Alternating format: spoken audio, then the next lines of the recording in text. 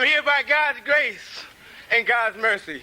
I'd like to first say that I come from the greater New Brunswick area of Narcotics Anonymous, and my home group is Cha Cha Cha.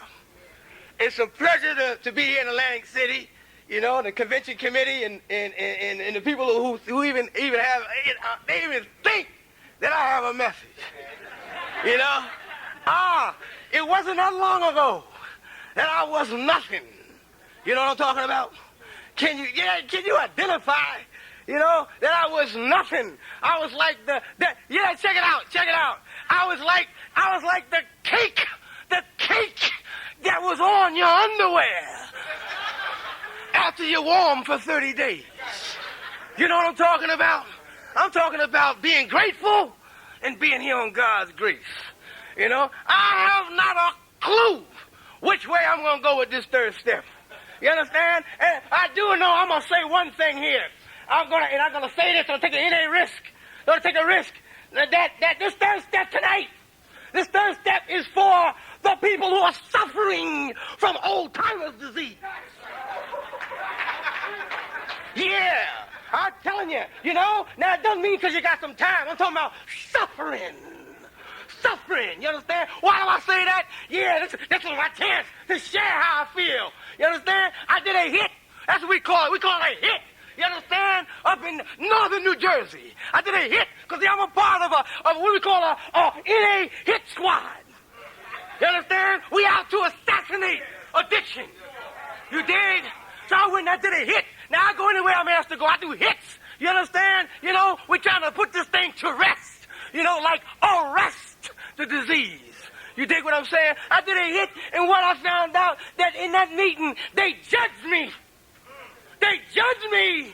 Why did they judge me? They judged me because I didn't share on the step the way that they are accustomed to hearing the step shared on. You understand what I'm saying? I didn't, check it out. I didn't do it their way. Well, I'm here to tell you, I'm here to share my experience at home that there is no one way to do a step. Ain't no one way to do the step. You understand? It says our common welfare should come first. Personal. You hear what I'm saying? Personal recovery depends on inner unity. That means that I don't have to be no goddamn clone. You understand? All I got to do is have a step of my understanding. You understand? Like, I remember when I was coming up, I'm from the old school. You understand? I'm not a spring chicken. Yeah, I've been around the corner a few times. You understand? You know? Yeah, I've been around. And I remember in the old days, see, when the TV set was about 5 feet wide, but the screen wasn't but about 6 inches. You know? And they had this old show came on, and I'm looking for some identification. You dig? You know who you are. You understand? You know who you are. You know, look, it was a black and white TV show.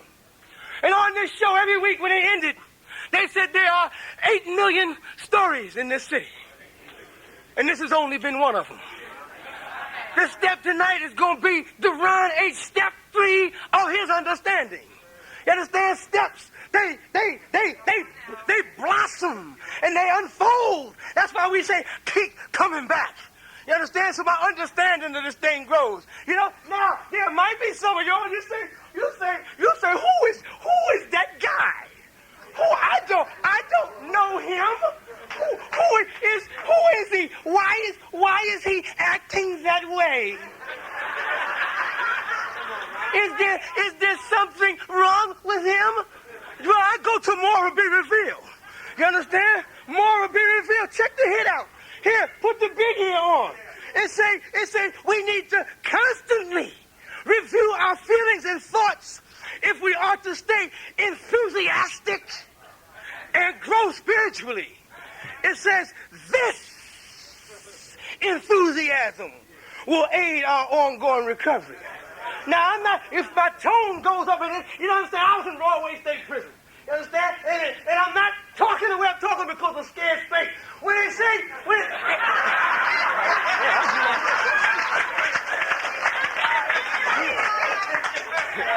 I don't believe I said that shit. You understand? Because see, I know enough. I know enough that you ain't saying the fifth tradition, they say we can be counseled. Yes, we can be locked up. We can be beat. You understand? And I can run over here and I can douse you in the face with holy water. Swoosh. You understand? And there's nothing that's going to make us stop using. So it's not about shouting at you. It's my enthusiasm. You understand? The enthusiasm of my understanding. You dig? You know, and say, some people say, well, I don't know. Is that guy up there, is he really an addict? Or perhaps, is he Milli Vanilli? Maybe he's only lip syncing. You understand? Microwave qualification. I picked up in 1956. I couldn't stop using until 1989. You understand? They say, what they say? You know what we say. They say we are people caught in the grip of a continuing and progressive illness whose ends are always the same.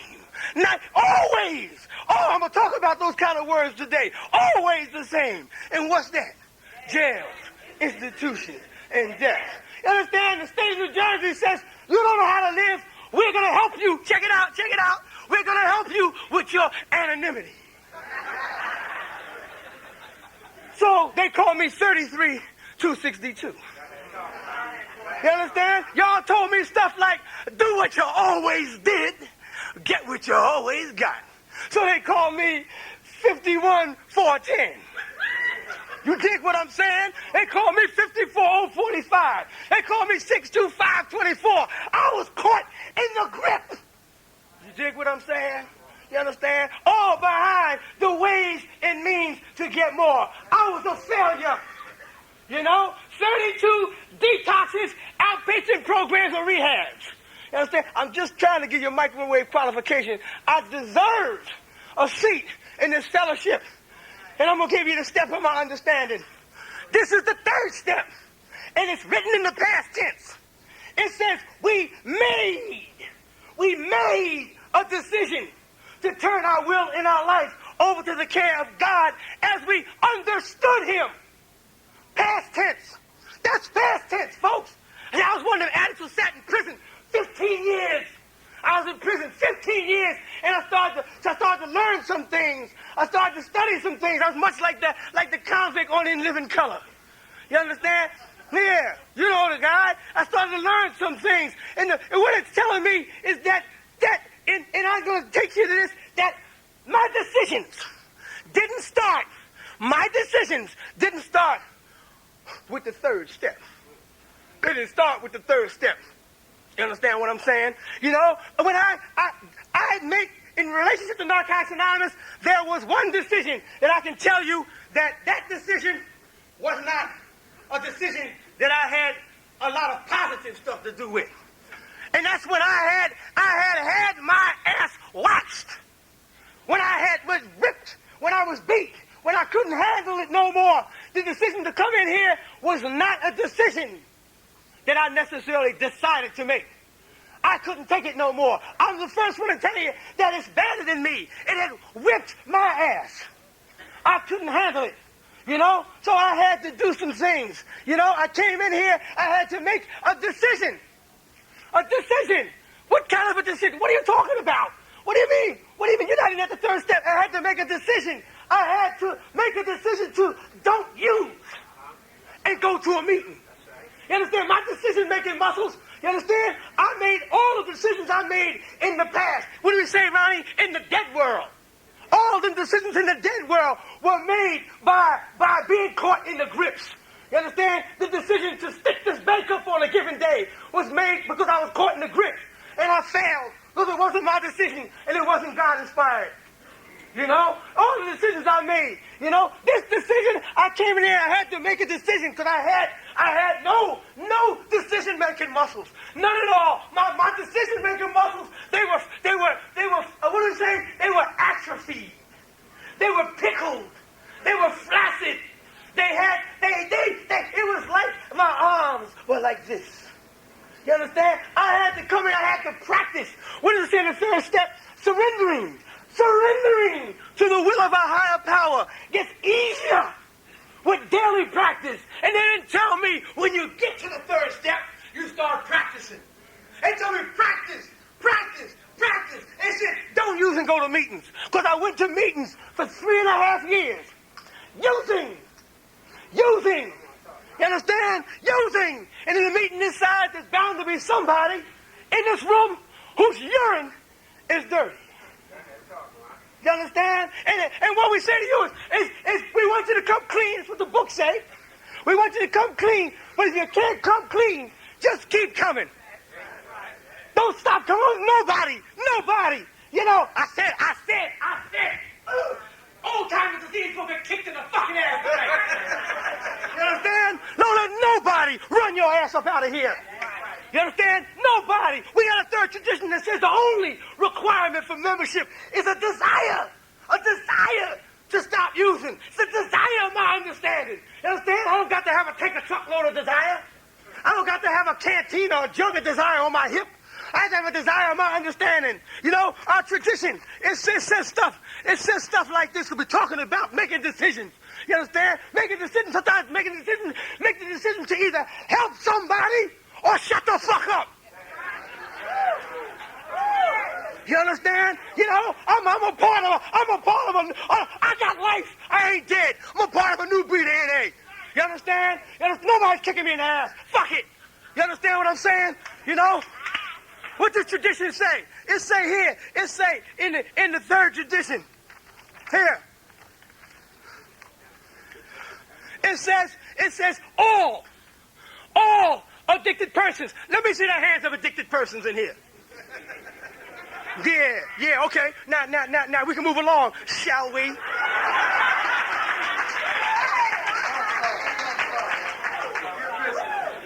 It said all addicted persons are welcome and equal. Check it out. Anonymity is the spiritual foundation of all our traditions, ever reminding us to place principles before personalities. Anonymity means equality. It says that all addicted persons are welcome and equal in obtaining the relief that they are seeking from their addiction. You know, every addict can recover in this program on an equal basis. You understand? The days for judging. What does it say? Get the book. This is our basic text. This is our book. The collective group conscience of the fellowship. And what does it say? And what can I do? And what can use the book? You understand? You've been sleeping. Wake up. You know? It say for anyone. You hear these words? Always, all, every, anyone, for anyone who wants our way of life. Our way of life. We share experience, strength, and hope instead of preaching and judging. You understand? What does that mean? Live and let live. You dig what I'm saying? You know, I'm talking about in my life, it's necessary for me to say the things I'm saying. You understand? I ain't biting my tongue. You understand? I'll take help, but don't kick me. Don't speed kick my ass. You understand what I'm saying? You know, I was speed kicked for 3.5 years. You understand? You know, talking about making a decision. I had no muscles when I was in Trenton State Prison. You understand? And I was just a little guy in 1972. And the big guys that was in the yard, they was big. You understand? I wanted that shit that they had. You know, that cut. You know what I'm talking about, the neck. Like, what's his name? Herschel Walker. You know, with that builder. You know what I'm talking about? I had to practice. I had to make a decision to do a 90 and 90.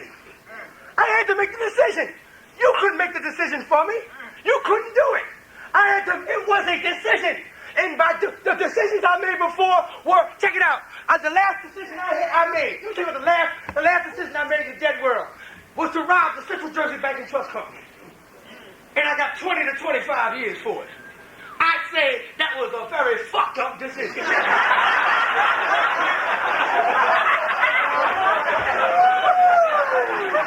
You know? Talking about making decisions. You know? I'm talking about avoiding all people, places. That's a decision. You know how hard it is for us. Should I say us? I won't nobody judging me.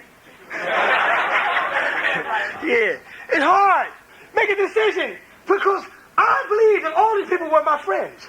And in recovery, I still hear people with some clean time and some recovery still having difficulty in that area. So, and they're working steps. You understand? We don't say all flowers, Ronnie, all flowers don't bloom at the same time. You understand? I need to look at myself. You understand? Not judge somebody about how quickly they're doing this, how their decision is working out for them.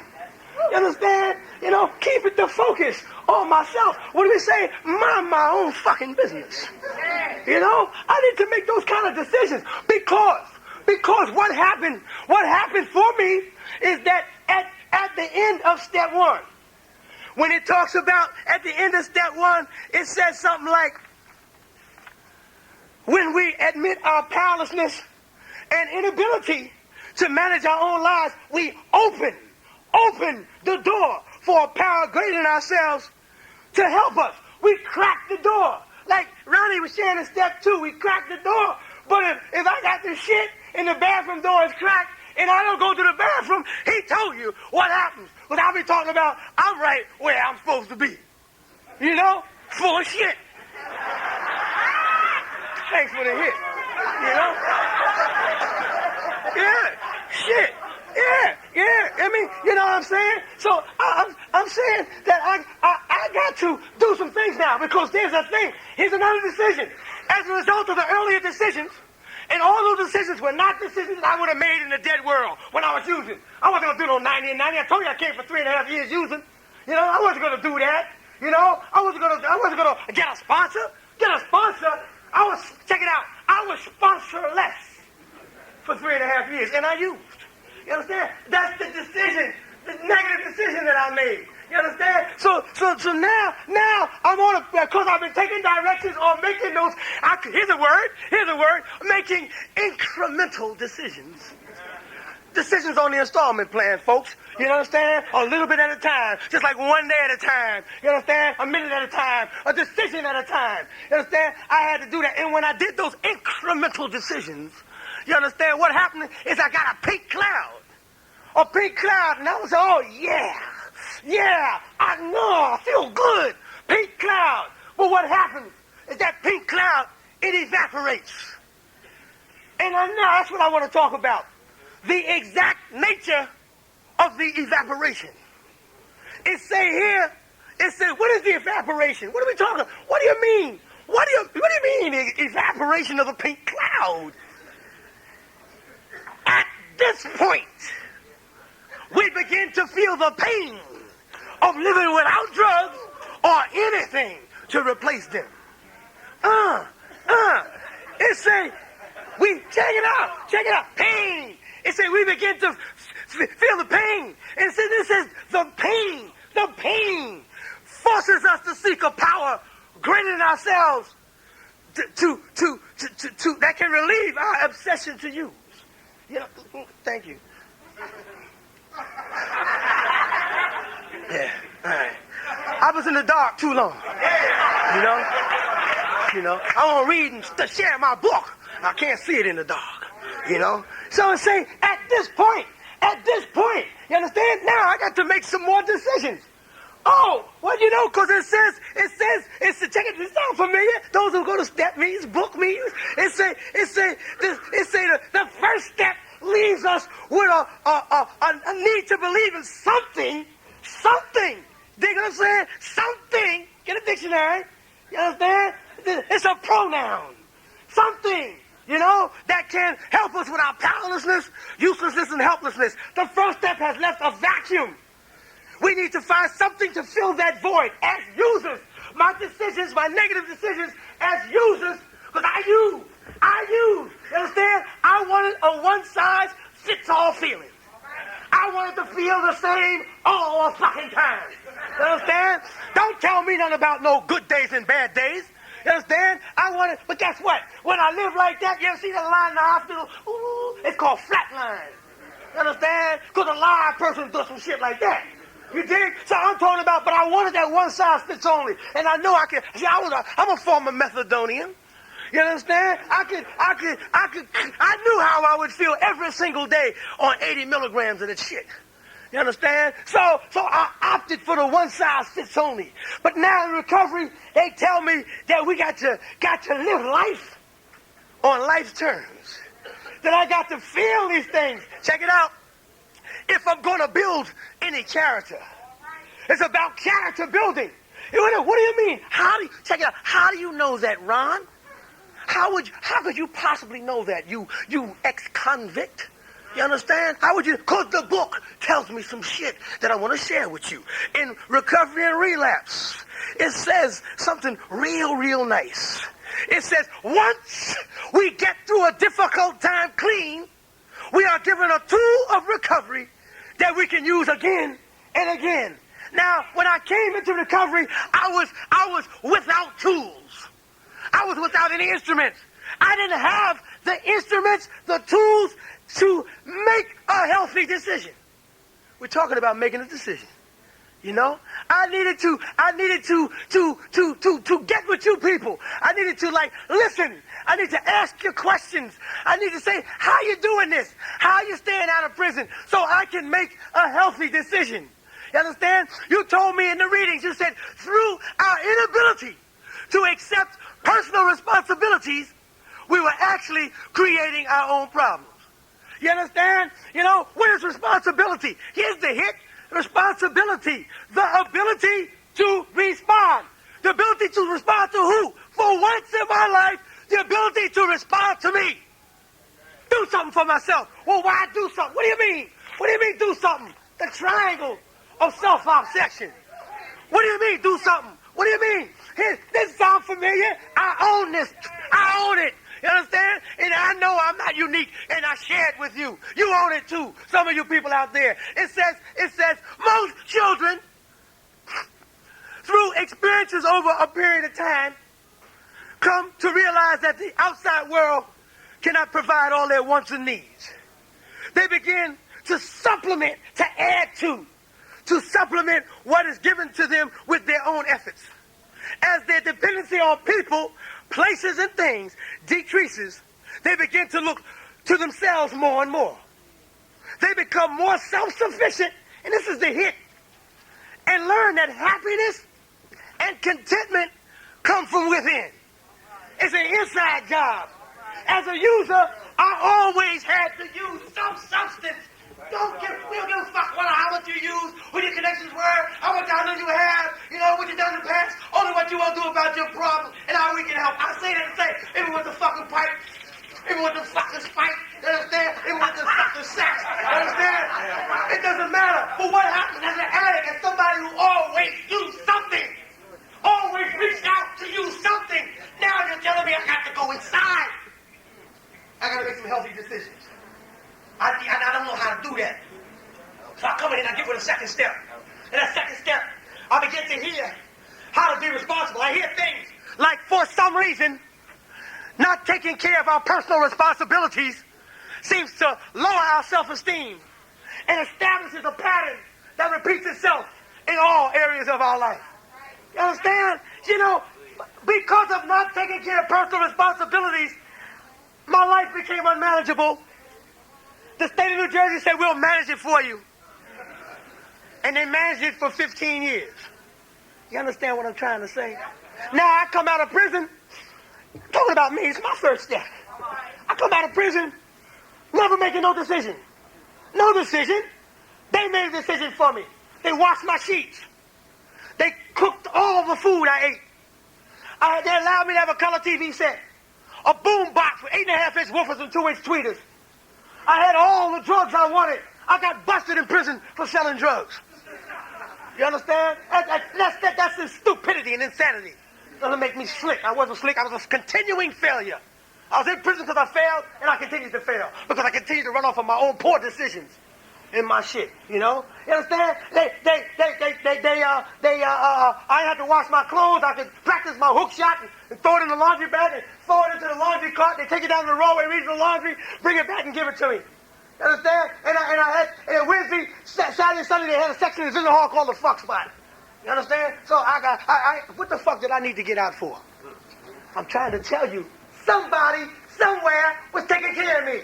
You understand? I'm being this honest program. You see, honest sharing is the antidote to disease thinking. I didn't need to fucking get out. I didn't need to get out. There's a lot of people who come out feel the same way and they can't say that.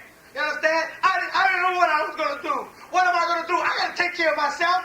Here, second part of the hit. It says, as addicts, we took an inventory already. As addicts, however, it says we seem to falter along the way. We never, this is our literature. I ain't telling you about you, the literature is. It says we never seem to outgrow the self-centeredness of the child. It says we never seem to find the self-sufficiency that others do. We continue to depend on the world around us and refuse to accept that we will not be given everything. That shit is deep. It's deep, y'all. It's deep, and I'm there. I can tell you I'm there. I'm working on those issues. I got to make healthy decisions by knowing what those decisions are. By showing up at the Narcotics Anonymous meeting. By asking you for your help. By having a Narcotics Anonymous sponsor. By surrendering. I made an amend in my 9th step. I'm currently writing the 10th step. I'm telling you, it's the process of surrender that has taken me through those steps. You know, surrender. I have to keep surrendering. I have to keep getting humble and saying that I don't have the juice, that I don't know what's going on. Give up. That's a decision. To give it up. Now, we're moving on. We're segueing into the 3rd step. Because the 3rd step talking about we made a decision. I made those dots. That's a decision. I made them leading up to the 3rd step so I could get familiar with the process. The process, he shared on us the process of coming to believe that restores us to sanity. You know, it's from that belief that we get the strength to move into action. The strength to move into action is the courage. The courage to come and say, man, this is the decision I want to make. Get it out of my head. Get it out of here. Because as long as I keep that decision between my head, as long as I don't tell you about it, I can change that decision at the drop of a hat. You understand? Y'all become my retro rockets. When they say in the 7th step, if we truly want to be free, we will take a good look at input from other addicts. The only way I can get that input is to let you know what my decision is. Because just like you shoot a rocket to the moon, and it blasts off to the moon, and it's going to the moon, but it gets off by 1 degree. Just 1 degree. By the time it gets to the moon, it'll be 5,000 miles off course. They have what they call retro rockets. So when it gets off course, the retro rockets and blast it back on course. Y'all become my retro rockets. Y'all get me back on course when I ask for help, when I make a decision and I share it. Because the step talks about we'll make a decision and we'll take it back. We'll turn it over and we'll take it back. And I truly believe, for me, that is the process of being restored. It's the process. You understand? If I was capable of making a decision, every single decision I make, and sticking and staying with it, why the fuck would I need to be here? You understand? I need other people, you know, to stick with my decisions. I don't have a clue how long I've been sharing up here. Damn, you know? We're talking about being a miracle. Miracle. What do you mean? What do you mean a miracle? What do you mean? Dictionary, my sponsor said you don't know. You have no idea what a word means. You think you know. As my friend Thomas says it, my thinking got me a seat in the front row. You understand? Miracle. It says an event that appears unexplainable by the laws of nature and so is held to be supernatural in origin or an act of God. An act of God, you know? If you live like I lived, and I know you did, in your own way, it's okay to ask for help. It's okay to make a decision to ask for help. You know? Ask for the help. Find somebody, somewhere, corner the motherfucker off. But ask for help. I was in the capital area. You know her real good. I was in the capital area, and I after 15 years, I picked up 4 more charges. Damn, I was beating myself, and before I knew y'all, I was beating myself. I mean, what the fuck is wrong with you, man? What is wrong with you? You keep doing the same shit over and over and over. What the fuck is wrong with you? And I went to the police attic. Woman to the side, and I ran up to that corner. She was facing out the corner, and I had my back to y'all, so because I hadn't done a fifth step, and I was still on image time. And I cornered up like that, and I started crying, and I told her I didn't want to go back. I didn't want to go back. I need help. Help me to keep coming. Please say something to me. And she said some things to me. I don't know what she said.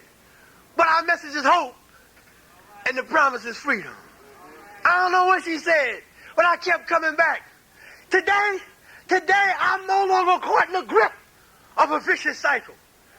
I ain't in that vicious cycle. Yeah, I make mistakes, but I'm not caught in the grip of a vicious cycle. Well, you say, well, what the fuck? What is a vicious cycle?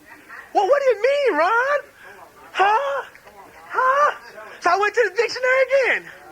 I went to the dictionary, and I think I'm gonna look up the word vicious, and then I'm gonna change the page and look up the word cycle. But God said, no. I got a definition for you. One word, vicious cycle. It says a situation in which the solution of one problem gives rise to another, eventually bringing back the first problem. You say, well, wait a minute. It's what? It's too complicated? You say, break it down? Oh, okay.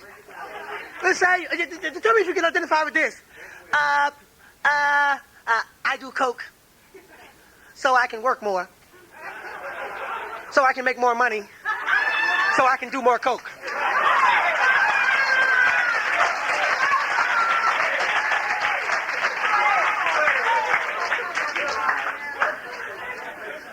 I make decisions today to not get caught in that grip. You understand what I'm saying? I make those decisions because I let somebody know what my decision is. You dig what I'm saying? First step, way back machine. Until we let go of our reservations, no matter what they are. The foundation of our recovery is in danger. You know what I'm talking about? It ain't always the reservations. Always after you've been coming a while. You understand? Coming a while, and you maybe get just a little itching or smattering of old-timers disease. That is the other reservations. The small ones. The ones that rob us of the full benefit that recovery has to offer. In other words, the reservations that put cut on our recovery. You understand? You know? And I'm not free of those. But I keep coming. I'm not him. I don't walk on water. I don't wear robes or have thorns on my head. You understand? I'm just an addict, trying to get better a day at a time. There are some days I suffer, but most days I don't. Because I get help with making my decisions. God of my understanding is exactly that. It's the God of my understanding. I haven't talked a whole lot about God, but it says God. It talks about God. It talks about from here to the end, talks about God. It is only a suggestion that if you don't have one, find one. Because it talks about, admitting to God, to ourselves, and to another human being the exact nature of our wrongs. Becoming entirely ready to have God remove all these defects of character. Humbly asking Him to remove our shortcomings. You understand what I'm saying? It's about surrender. Surrender. Making a decision to surrender to the direction of the program. God, call me whatever you want it to be. It says it right here. Our concept of God comes not from dogma, but from what we believe and what works for us. What works for me. I'm not using. If I fucking use, you don't use. You use, I don't use. You understand? I have to be careful about the decisions I make. I have to talk them over with people, and I have to surrender quietly to the God of my understanding. I'm Eric named Ron. Thanks for listening, folks.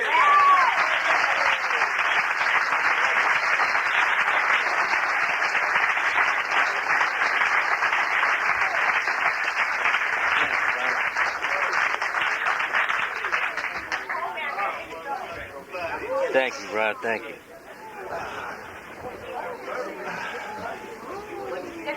The rest of the meeting is ours. You want to come up here and share on a third step, you're welcome to do that.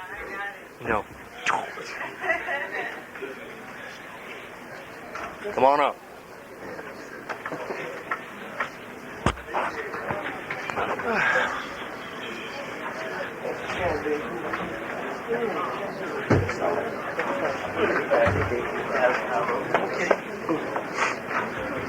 My name is Mubashir. I'm a great recovering addict. I just thank God for His guidance, for His mercy, for His planning. I just tell Ryan I love him. I just thank Ryan for sharing. I'm doing the weather right now, right? But I had to be here with y'all tonight, because I know how important it is, and y'all are my family. And I got sleeping disorder, man. And my sponsors had to keep me woke back there because I kept falling asleep. But I was able to hear Ryan say some things, And one of the things I want to touch on is that enthusiasm that Ryan was talking about. You know what I mean? And it tells us, right, in our literature, right, that we must remain enthusiastic if we are to go spiritually. Like,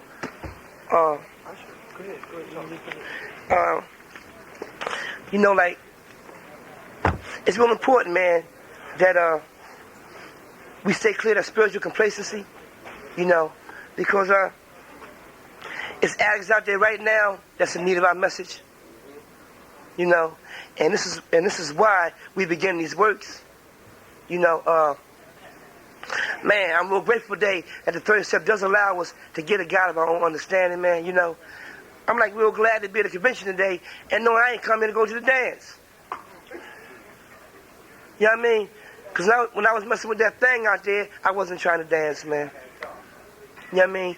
And it's not to make myself different or make anybody different, I'm just saying for me today, it's real important that we come in here and we plug into the message, man. Like Ryan talked about some things about us and ours, you know what I mean? And it tells us these things in terms of anonymity. You know what I mean? And people tell me, they say, Mubashir, he always reading the basic text. He always share out the book.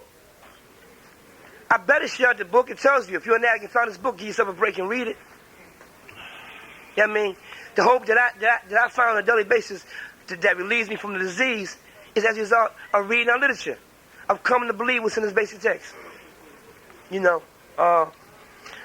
I'm so grateful, man, the day that I'm here, and I'm clean, and I know how important it is to get a sponsor. That's the third step. Turn your will over, a sponsorship. When I got it was real simple. Prayer. Because as you know how to pray, you turn your life over to the care of God, as you understand. Man, I was hearing Ryan share, man, and I love how Ryan shares, you know what I mean? And it's real important, and I can't emphasize that enough. Like the old time disease he was talking about, it's called spiritual complacency. Spiritual complacency, and the disease is with us 24 hours a day. That's why we need to remember all our cliches. See, the more you're around here, the more you got to come to believe. The second step is an ongoing process. And when your belief is gone, then you're ready for step 3. And it's ongoing. It ain't never done. It ain't I can take a break today. I got partners right now down Broadway, down Trippin, down Trenton, Lewisburg, Marion, getting shipped from one joint to another. Triple Light, they ain't never getting back out. You know what I mean? And we here tonight to share this gift of life that God gave us. And man, it's all about the 12 steps of narcotic anonymous traditions, because traditions are the ties that bind us together, man. And Ryan made me feel good when he said, y'all don't mind if I say us, because it ain't about me today.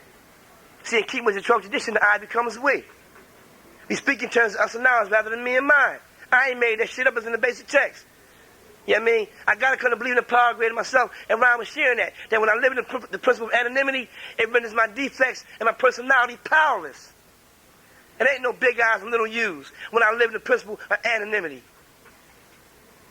And that is a third step in action. The basic text of Narcotic Anonymous. That's the third step in action. Learning all this information here, taking it and incorporating it into our lives, man. Man, I can't tell Ryan how much he was, See, you know what? That's why our sponsorship is so important. Because in order to grow spirit, because you will get, what a disease will tell you, I'm not going to that meeting. I'm tired of going to meetings. I want to hear different speakers. He's sharing again. I ain't trying to hear that stuff. I don't want to hear that. I got this.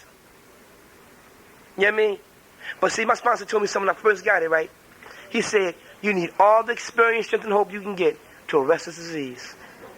You know what I mean? So that means that I make more meetings a day. Man, check this out, right? Ryan, I gotta read this. See, I love Ryan. See, me and Ryan, right? We read the book, the basic text. I don't know if Ryan got any, but it tells us, right? Hold on. No, at the beginning. It tells us, right, that everything we do in the course of Narcotic Anonymous service must be motivated with a desire to more successfully carry the message of the addict who still suffers. Everything that we do. Why is that? Just because I'm here, it don't end here. It begins here, man. You know, I had a brother that OD'd in March. I said, Tony, come to meetings. He went to detox, right? He said, get the F out of here. You know, I'm the youngest of the family. Get out of here. You don't know what you're talking about. You ain't even working. You ain't recovery. You just ain't using. I said, Tony, come to meetings, man. Now I got a job. So he thought social acceptability equal recovery, right? I said, Tone, come on to meetings, man. He went to detox, right? Thought he could drink a beer. Drank a beer. The beer took him to the OP place and things. He OD'd on March the 8th. He dead now. You know, and that's what happens when we, you know, the disease is, you know, it's only three ends: jails, institutions, and death. You know, and I thank God today that I know how important it is for inner unity that we all come together, and all this is in relationship to the third step. I don't come around here today to play with that clique shit and focus on the differences, because I know where that's at, man. This thing is about growing spiritually, man. You know what I mean? Because like money, poverty, prestige will divert us from my primary purpose. Them problems often become obsessions and shut off our spiritual aim. So be careful when you get your hair done. Be careful when you put on them clothes and shit. Be careful. Because them clothes and hairstyles and all that will take you somewhere where you don't really want to be. You know? And now I thank God today to know how important it is, the spirit of anonymity, man. You know? If you got a sponsor, use them. Don't just say I got a sponsor. Make them work. You know what I mean? If they ain't getting it to you, go get another one. You know, because in the beginning of the symbol, it talks about esoteric, right? And esoteric, it means philosophical, right? Religious, mystical teachings that is understood only by select and chosen few that have been guided with the proper instructions. See, everybody that go in the basic text, they ain't gonna be able to understand what's in there, man. You can't go in there on your own and pull some of these things out of here. You know what I mean? You need a sponsor, the guy. Just like I say, a sponsor is the heartbeat of Narcotic Anonymous program. You got to be instructed on how to live this thing, man, how to work this thing. You know? And man, Ron, I love you, man. I'm glad you ain't in Raw Way. I'm glad you're here with me today. You know what I mean? I'm glad you ain't none of them numbers today. You just a member of Narcotic Anonymous. You know what I mean? And I thank God for his guidance, for his mercy, and for his planning.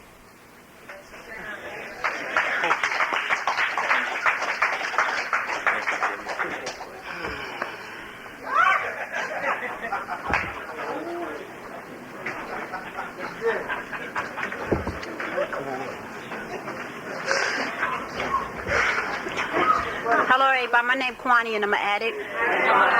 First, I'd like to thank God for everything. You know, I'm coming up here because I'm facing some fears, trying to walk through those fears.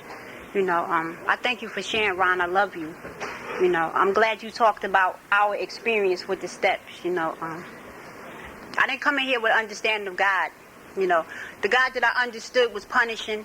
You know, it was a God of somebody else's understanding. It didn't make a difference. I just didn't know. So, in practicing the first step, I had to surrender to all my beliefs that I came in here with in terms of a God. You know, and I had to come to believe in a power greater than myself. And I had to, like, make meetings regularly. And as I kept coming, I started to understand what a power greater than myself was. You know, it was the meetings. It was the basic text. It was my sponsor, telephone, any information that I didn't have before I got here, you know. So I had to utilize this power greater than myself in order for me to develop a God of my understanding. You know, I had to come in here and be open-minded with you individuals. I had to listen to, like, how your God was working in your life. You know, the second step talks about I started to develop a God of my understanding. And I developed a God of my understanding through a power greater than myself. And just for me, I need to say this just for me, I distinguish a power greater than me from a God of my understanding. I truly believe that my higher power is in the class by itself. And I need to say this is just my belief. Through you people as a power greater than myself, I started to listen, and I started to try to be open to, like, what was this God supposed to be like that I was supposed to turn my will and my life over to. You know, and I started to listen to people, and you talked about your God was loving, so I started to, like, use that as my God. You talked about yours was forgiving, yours was caring, and I started to, like, use what I needed to use for me, and what I couldn't use, I discarded. You know, some people say that God tested them. I chose not to believe that my God tested me, so I didn't use that as a God of my understanding. And I got to a point where I had to understand the difference before I moved to step 3. You see, so I had to develop some sort of theory for myself, which is a theory of a chess game for me. You know, and anybody know anything about chess, you know the object is to kill the king. You know, and I believed I had to look at it like my higher power and the lower power sitting at the table playing this game of chess. You know, and I had to look at me as being the king in the middle of all these different pieces that were surrounding me. You know, like the pawn on the